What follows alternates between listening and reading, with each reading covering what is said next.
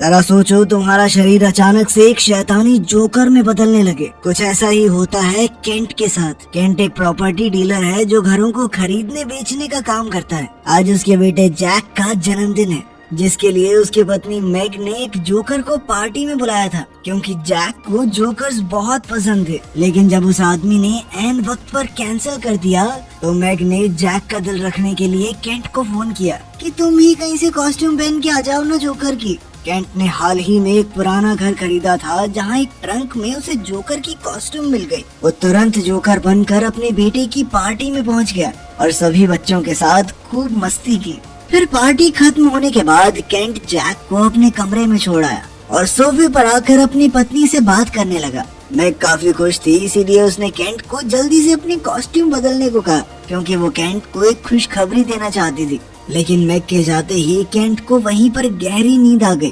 फिर अगली सुबह केंट की आँख खुली तो मैग ने उसे जैक को स्कूल छोड़कर आने को कहा, क्योंकि वो पहले ही काफी लेट हो चुका था। अब उसके पास कॉस्ट्यूम बदलने का टाइम नहीं था, इसलिए वो सिर्फ मुंह धोने चला गया। मगर काफी देर तक साबुन घिसने के बावजूद भी उसका मेकअप निकल ही नहीं रहा था।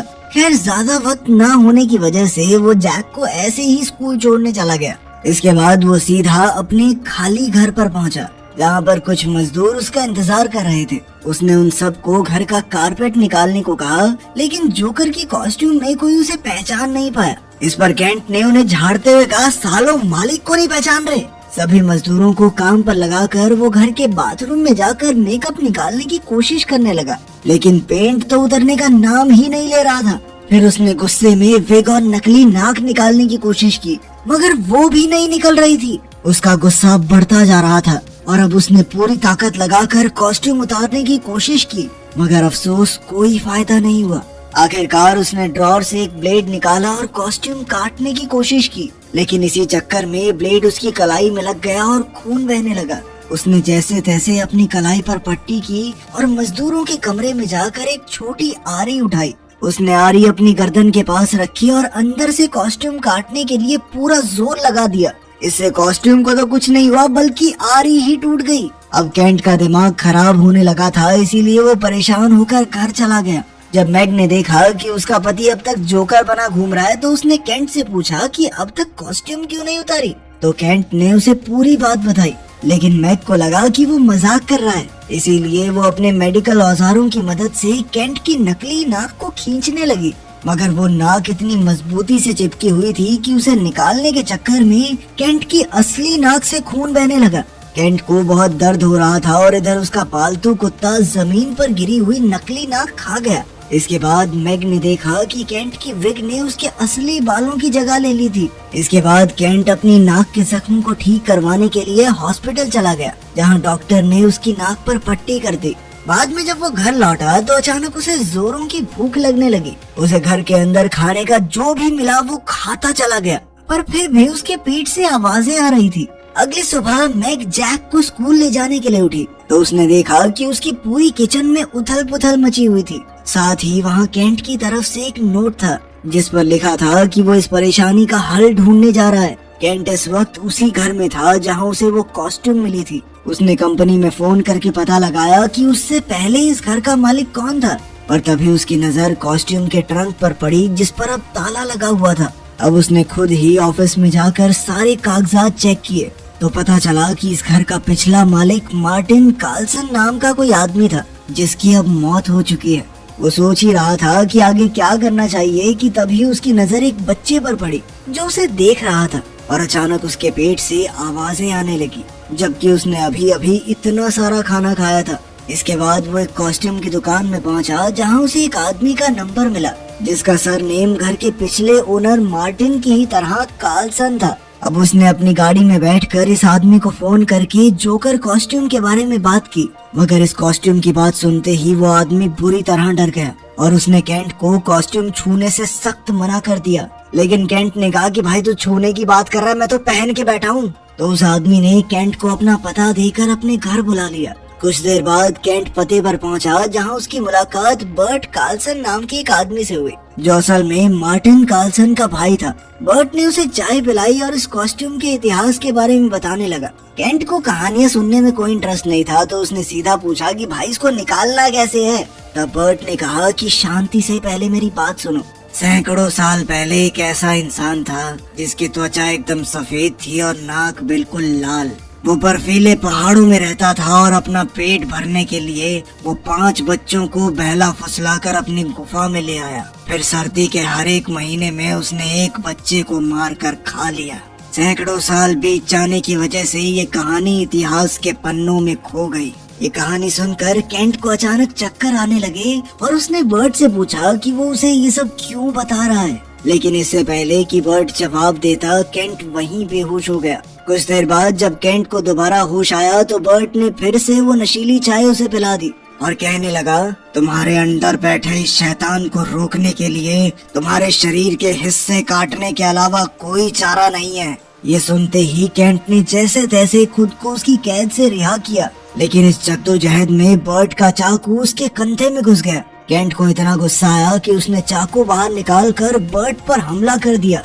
उसने अपनी बंदूक बर्ट के सर पर रखकर उससे पूछा कि आखिर वो क्या करना चाहता है। तब बर्ट ने खुलासा किया कि ये कोई आम कॉस्ट्यूम नहीं बल्कि शैतान की खाल है। केंट को कुछ समझ नहीं आ रहा था, इसीलिए वो तुरंत अपने घर लौट आया और उसने मैग को सारी कहानी बताकर पुलिस को फोन करने को कहा।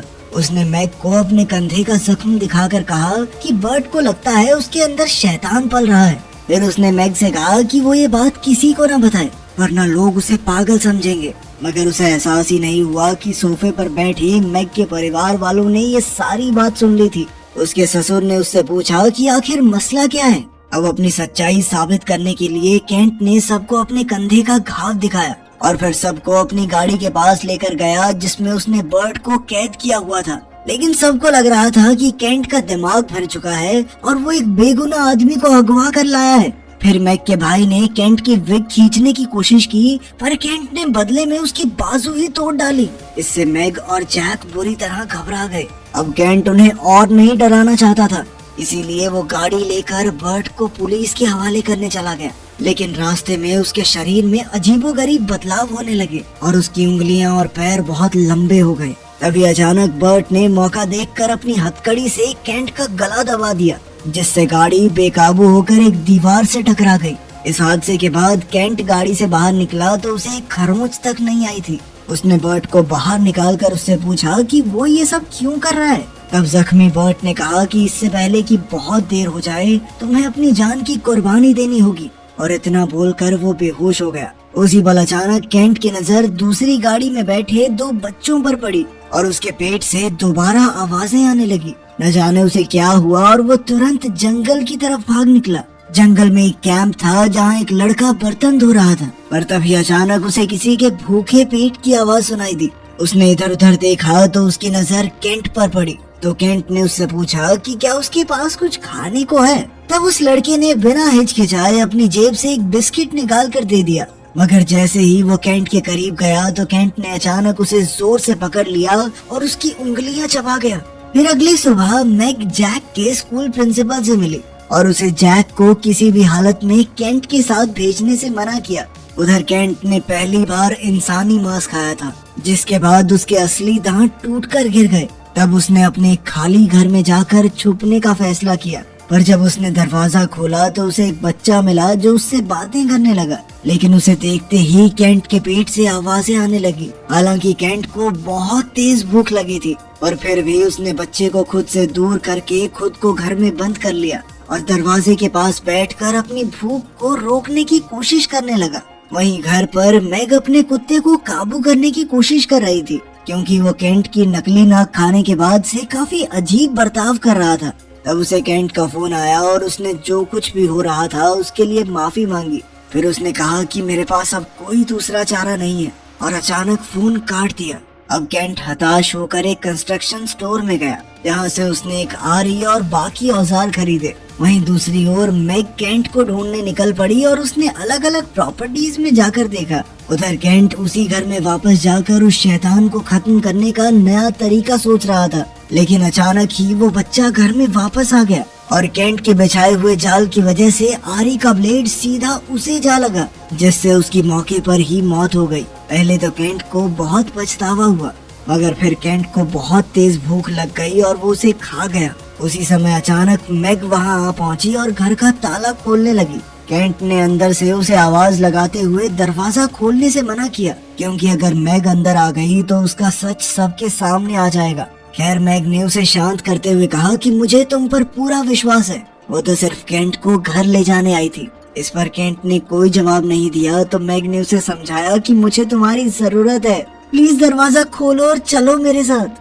असल में मैग प्रेग्नेंट थी और केंट एक बार फिर से बाप बनने वाला था। जिस दिन केंट ने वो कॉस्ट्यूम पहनी थी उस दिन भी मैग उसे यही खुशखबरी देने वाली थी।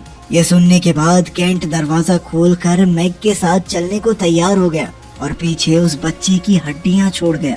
फिर जब वो घर पहुंची तो केंट ने मैग से कहा कि वो बदल रहा है। वो चाहता था कि मैग उसे जंजीरों से बांध दे ताकि वो चाहकर भी यहाँ से बाहर न जा सके। मैग ने उसकी बात मानकर ऐसा ही किया, पर वो समझ नहीं पा रही थी आखिर ये सब हो क्या रहा है। इसलिए उसने बर्ट की किताब पढ़नी शुरू की। तब उसे कार्लसन भाइयों की तस्वीर दिखी जिसमें बर्ट ने वो कॉस्ट्यूम पहनी हुई थी। मैग जानना चाहती थी कि आखिर उसने ये कॉस्ट्यूम कैसे निकाली, इसीलिए वो बर्ट से मिलने हॉस्पिटल पहुंची। बर्ट कुछ बोल नहीं पा रहा था, इसीलिए उसने एक डायरी में लिखकर पूछा कि केंट कहाँ है। उसने कहा कि सिर्फ मैं ही केंट की मदद कर सकता हूँ, लेकिन मैग उसे सच नहीं बताना चाहती थी। तो बर्ट ने उसे सिर्फ इतना कहा कि अभी के लिए केंट पर बिल्कुल विश्वास मत करना। इसके बाद बर्ट ने आगे कोई जवाब नहीं दिया तो मैग को बहुत गुस्सा आया। उसने बर्ट को वो तस्वीर दिखाकर पूछा कि उसे ये कॉस्ट्यूम कहाँ से मिली। तो बर्ट बेहद परेशान हो गया, जिसके बाद नर्स ने मैग को बाहर भेज दिया। अब मैग सच्चाई की तह तक पहुँचने के लिए उस घर में पहुँची जहाँ केंट को ये कॉस्ट्यूम मिली थी। वहाँ उसे एक कैमरा दिखाई दिया जो एक कुर्सी के सामने पड़ा था। अब उसने कैमरा की रिकॉर्डिंग देखनी शुरू की। वहीं दूसरी ओर जैक स्कूल में अपने पिता को याद करके रो रहा था। उसे देखकर कोल्टन नाम का एक बदमाश लड़का उसे चढ़ाने लगा। उसने अपने हाथों पर ग्लू लगाई ताकि वो जैक के चेहरे पर मल सके, पर तभी जैक ने उसके हाथ पर काट लिया और तुरंत भागकर अपने घर आ गया। फिर वो अपनी माँ को ढूंढ रहा था तो उसकी आवाज सुनकर केंट को पता चल गया कि मैग घर पर नहीं है। इसलिए उसने जैक को अपने पास बेसमेंट में बुला लिया। जैक डरते डरते नीचे पहुंचा तो उसने देखा कि केंट जंजीरों से बंधा हुआ था। वो बेचारा नादान बच्चा ये कैसे समझ पाता कि ये उसका बाप नहीं बल्कि केंट के रूप में एक शैतान है। उसने केंट से स्कूल के उस शरारती बच्चे के बारे में शिकायत की। वहीं दूसरी तरफ मैग उस घर में वो रिकॉर्डिंग देख रही थी। रिकॉर्डिंग में उसने देखा कि जोकर के भेष में एक आदमी खड़ा था और उसके साथ ही एक डॉक्टर भी था। जिसके बाद वो कैमरा उठाकर अपने साथ ले आई। फिर वो जैक को लेने स्कूल पहुंची तो पता चला कि वो तो पहले ही जा चुका है। वो काफी डर गई कि कहीं जैक केंट के पास न पहुंच जाए, इसीलिए वो तुरंत घर जाकर जैक को ढूंढने लगी। खुशकिस्मती से वो सोफे पर आराम से बैठा था। मैग ने उससे पूछा कि वो स्कूल से जल्दी क्यों आ गया और उसके पापा कहाँ हैं। वहीं दूसरी ओर हम देखते हैं कि कोल्टन अपने घर पर वीडियो गेम्स खेल रहा था कि तभी अचानक उसे लगा कि उसके पीछे कोई है, इसीलिए उसने तुरंत अपने ननचक्स उठा लिए। अभी केंट अचानक उसके सामने आ गया तो कोल्टन ने पूछा कि क्या आपके साथ जैक भी आया है, पर मौका मिलते ही केंट ने उस पर हमला कर दिया और वो शैतान उसे बुरी तरह मारकर कच्चा चबा गया। उधर घर पर मैग सारा सामान बांधकर जैक के साथ घर छोड़कर जा रही थी कि तभी उसने देखा कि उनका कुत्ता चेन से बंधा नहीं हुआ था। असल में कुत्ता भी केंट की तरह शैतान बन चुका था और अचानक वो मैग पर हमला करने के लिए दौड़ा, मगर ऐन वक्त पर बर्ट ने वहां आकर कुत्ते को मार डाला। अपने प्यारे कुत्ते को मरा हुआ देखकर मैग को गहरा सदमा लगा, पर बर्ट ने उसे शांत किया और पूछा कि केंट कहाँ है। फिर बर्ट ने अपने नकली दांत निकाल दिए और मैग को कॉस्ट्यूम की सारी कहानी बताते हुए कहा कि उसे ये कॉस्ट्यूम अपने स्टोर में मिली थी। उसे आइसलैंड से ये पार्सल आया था जिसमें ये शानदार कॉस्ट्यूम थी। उसके स्टोर में आज तक इतनी अच्छी कॉस्ट्यूम नहीं आई थी। अब इसे सर्कस वालों को बेचने से पहले बर्ट ने खुद ये कॉस्ट्यूम पहनकर हॉस्पिटल में भर्ती बच्चों को खुश करने का फैसला किया। उसका भाई मार्टिन भी इसी हॉस्पिटल में काम करता था और जब उसने देखा कि बर्ट शैतान बनता जा रहा है तो उसने इसका इलाज ढूंढने का फैसला किया। इसके बाद बर्ट बेहोश हो गया और कुछ दिन बाद जब उसकी आंख खुली तो उसके शरीर से वो कॉस्ट्यूम उतर चुकी थी और वो इस श्राप से मुक्त हो गया था। असल में मार्टिन ने बर्ट की जान बचाने के लिए हॉस्पिटल से 5 बीमार बच्चे लेकर शैतान को उनकी बलि चढ़ा दी। आखिरकार बलि लेने के बाद शैतान ने बर्ट की कॉस्ट्यूम उतार दी। इसके बाद कई सालों तक बर्ट इस कॉस्ट्यूम से श्राप को हटाने के उपाय ढूंढता रहा और मार्टिन ने अंत तक कॉस्ट्यूम को दुनिया की नजरों से छुपा कर रखा। ये सुनने के बाद मैग ने कहा कि केंट कभी किसी बच्चे को नुकसान नहीं पहुंचा सकता, पर तब बर्ट ने उस जंगल वाले लड़के का हाथ दिखाया जिसकी उंगलियां केंट चबा गया था। अब उन्हें कैसे भी करके केंट को रोकना होगा, इसीलिए उसने दोबारा पूछा कि वो कहाँ पर है। तब जैक ने बताया कि वो कोल्टन के घर गया था। इसके बाद मैग जैक को अपने पिता के घर छोड़ आई और बर्ट के साथ कोल्टन के घर पहुंची, लेकिन वहाँ तो केंट का नामो निशान नहीं था।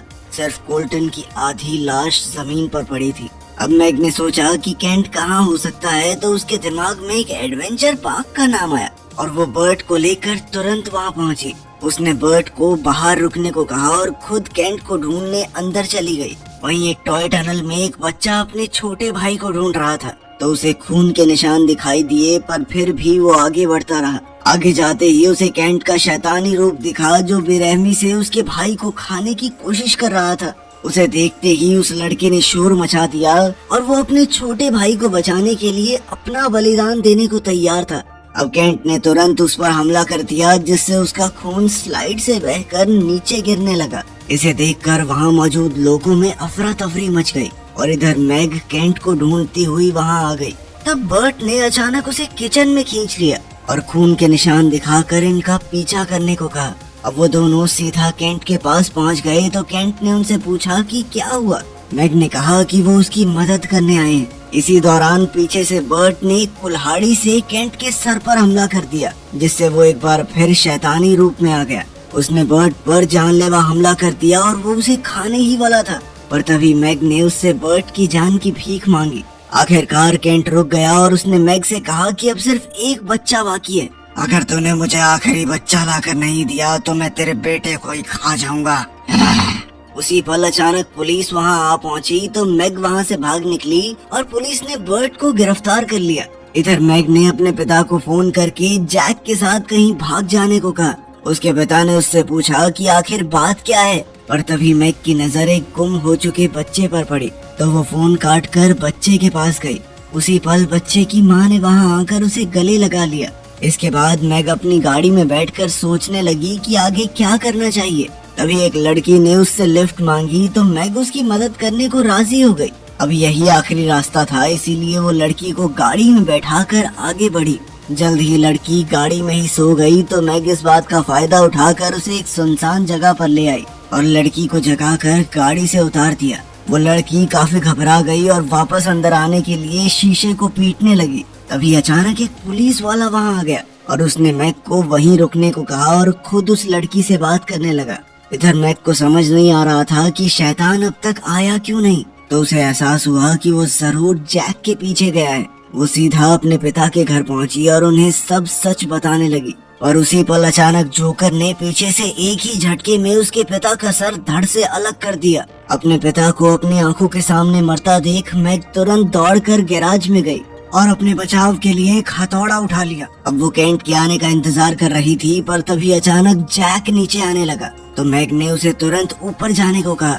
उसके जाते ही केंट वहां आ पहुंचा तो मैग ने उस पर हथौड़े से हमला कर दिया, लेकिन केंट को कोई फर्क नहीं पड़ा और उसने मैग पर हमला करके उससे वो हथौड़ा छीन लिया। अब वो बड़ी बेरहमी से मैग के पेट में मौजूद बच्चा निकालने लगा। इसी दौरान मैग ने चिल्लाकर जैक को भाग जाने को कहा, पर दरवाजा बंद था, इसीलिए वो सीढ़ियों के नीचे छुप गया। अब केंट के सर पर खून सवार था, इसीलिए वो जैक को ढूंढने लगा। तभी पीछे से मैग ने चाकू उठाकर उस पर लगातार वार कर दिए और इस तरह उसका गला थोड़ा सा कट गया। मगर ये केंट को रोकने के लिए काफी नहीं था। केंट ने गुस्से में मैग पर जबरदस्त हमला किया और फिर उसे एक कपबोर्ड पर दे मारा, जिससे वो बेहोश हो गई। फिर वो अपने बेटे को ढूंढने लगा और आखिरकार उसे जैक मिल भी गया, मगर वो जगह इतनी छोटी थी कि केंट वहाँ घुस नहीं पा रहा था, इसलिए वो वहाँ से चला गया। जैक को लगा कि केंट हार मान चुका है, इसीलिए वो बाहर आ गया, लेकिन मौका देखते ही केंट ने उस पर हमला बोल दिया। अब वो जैक को पकड़ने ही वाला था कि ऐन वक्त पर मैग की आंख खुल गई और उसने केंट को जंजीर से बांध दिया। अब मैग आखिरी बार से उसका काम तमाम करने ही वाली थी कि तभी शैतान के अंदर से असली केंट की आवाज आई और उसने मैग से मदद मांगी। मैग को अब भी लग रहा था कि वो केंट को बचा सकती है, इसीलिए उसने जैक को वो किताब और कुछ जंजीरें लाने को कहा, मगर जैक ने सीधे तौर पर कहा कि ये उसके पिता नहीं है। जोकर समझ गया कि अब उसकी ये चाल काम नहीं करेगी, इसीलिए वो अचानक मैग पर हमला करने आया, लेकिन मैग ने एक आखिरी बार से उसे मौत के घाट उतार दिया। उसके शरीर से अलग अलग रंगों का खून बह चला। इधर मैग ने जैक को कसकर गले लगा लिया, मगर अचानक शैतान ने जैक की टांग पकड़ ली। तब मैग ने उसकी आखिरी बची हुई नसें तक काट डाली और इसी के साथ जोकर का शरीर गायब होने लगा, जिसके बाद वहाँ सिर्फ केंट का सर और कॉस्ट्यूम रह गई। वीडियो पसंद आई तो लाइक कर देना, चैनल को सब्सक्राइब कर लेना। मिलते हैं अगली वीडियो में।